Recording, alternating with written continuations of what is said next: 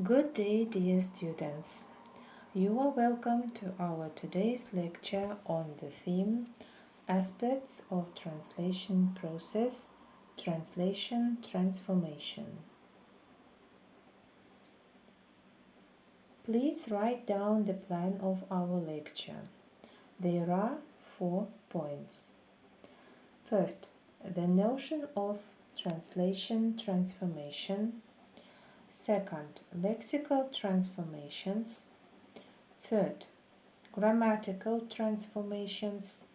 And the fourth, lexical grammatical transformations. The semantic model postulates the existence of the deep semantic categories common to source language and target language.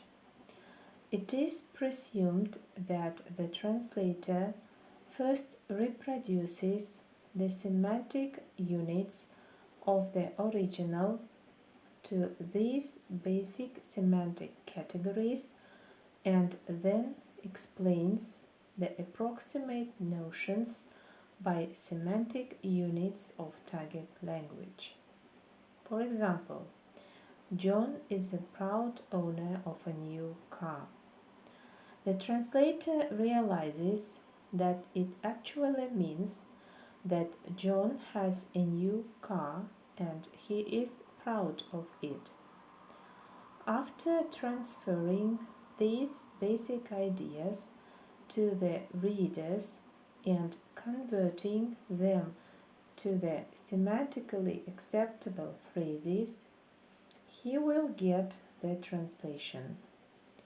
Джонның жаңа көлігі бар және ол оны мақтан тұтады. Another approach to the description of the process of translation consists in the identification of different types of operations performed by the translator.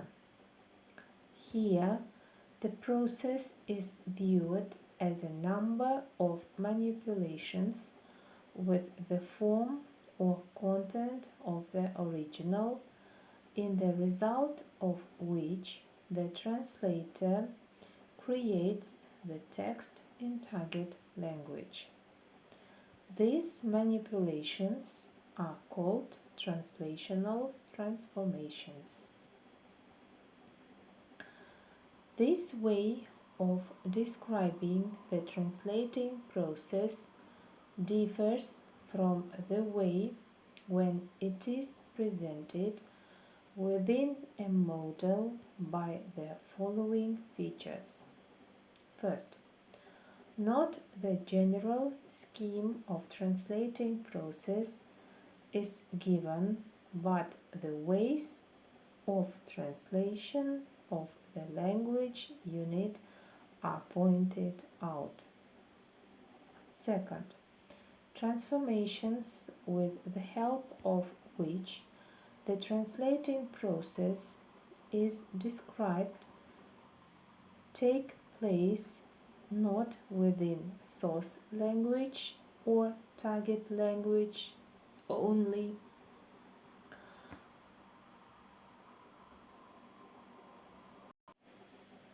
but between units of two languages.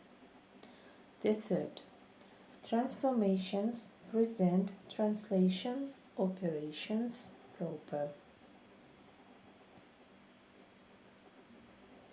Depending on the character of the source language units, translational transformations can be divided into lexical, grammatical, and lexical grammatical transformations.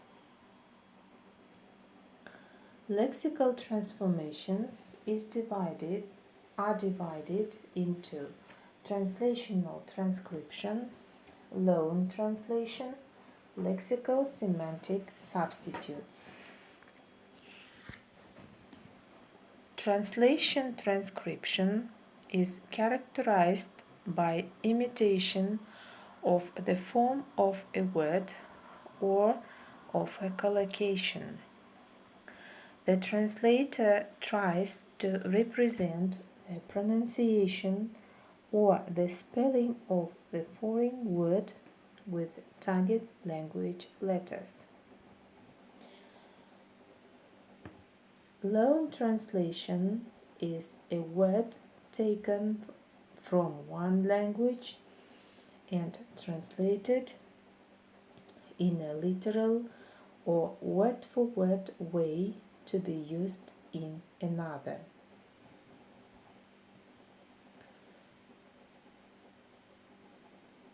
In the result of these operations, the meaning of a word in source language may be made more specific, more general, or somewhat modified to discover an appropriate equivalent in target language.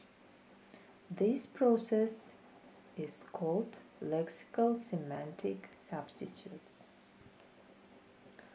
Lexical semantic substitutes are divided into the following types: specification, generalization, and modulation.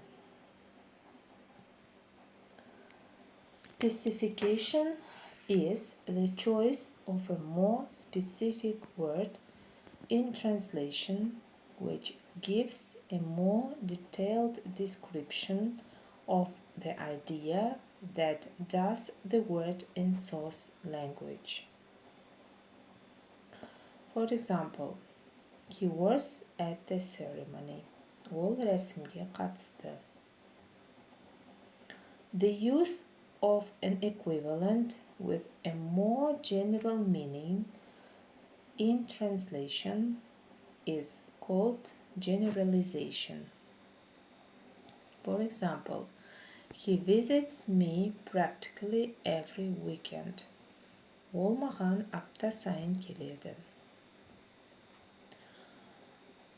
Modulation is described as the following: creation of an equivalent by replacing a unit in source language with a target language unit, the meaning of which can be logically deduced from it, and which is just another way of referring to the same object or an aspect of the same situation. For example, people who have tried it tell me that a clear conscience makes you very happy and contented. Grammatical transformations. There are several types of them: zero translation, partitioning, integration, grammatical changes. Zero translation. For example, I always remember his words. John took Mary by the hand. Partitioning. This man was to be seen, to be understood. Integration. That was a long time ago. It seemed like 50 years ago. Grammatical changes. We are searching for talent everywhere. I am a rapid packer. Zero translation is used in cases when the grammatical form coincides in the source and translating languages, but the tradition of explication of certain content elements within this form does not coincide. Partial translation is used in conditions when the same grammatical form may have several content functions, while differing in composition and quantity in the source and translating languages. Functional substitution is used when the functions or values of similar grammatical forms do not match in the source and translating languages. In such cases, the original form can be replaced by a different type of form in the translation language based on the similarity of functions. Grammatical transformations consist in the transformation of the sentence structure of the source text in the process of translation in accordance with the norms of the translated language. The transformation can be complete or partial, depending on whether the sentence structure changes completely or partially. Usually, the main members of the sentence are replaced. A complete transformation occurs. But if only the minor ones are replaced, a partial transformation occurs. In addition to replacing the members of sentence, parts of speech can also be replaced. Most often, this happens simultaneously. Lexical grammatical transformations are divided as the following: antonymous translation, explicatory translation, and compensation technique. Antonymous translation describes the situation from the opposite point of view. For example, the door was not unbolted. Есік ашық тұрды. Explicatory translation, when a source language unit is replaced by a target language unit describing or defining its meaning. For example, the demonstration of British conservationists was held yesterday. Compensation technique is a deliberate introduction of some additional elements in translation to make up for the loss of similar elements at the same and earlier stage. For example, I'm nothing to you, not so much as them slippers, those slippers. Translation is the conversion of message in the source language into a message into the target language. An accurate translation, by definition, is impossible due to the fact that different languages differ both in grammatical structure and in the simple number of words, not to mention the difference in cultures, which can also have an impact on the method and results of translation. At the same time, if comparative grammars and bilingual dictionaries exist, and even in sufficiently detailed versions, including for the ratio of Kazakh and English, then there are practically no comparative reference books on the cultures of different people. It is assumed that the translator is equally or almost equally proficient in both the source and the translating cultures. However, this is far from the case, and in most cases the translator very roughly evaluates and therefore translates certain elements or entire categories of the source text in comparative cultural terms. Now, dear students, you are given control questions. First, speak on the notion of a translation transformation. Second, describe lexical transformations and give examples.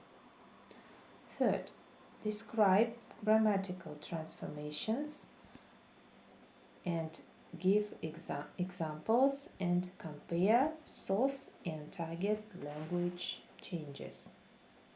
And the fourth, speak on the lexical grammatical transformations.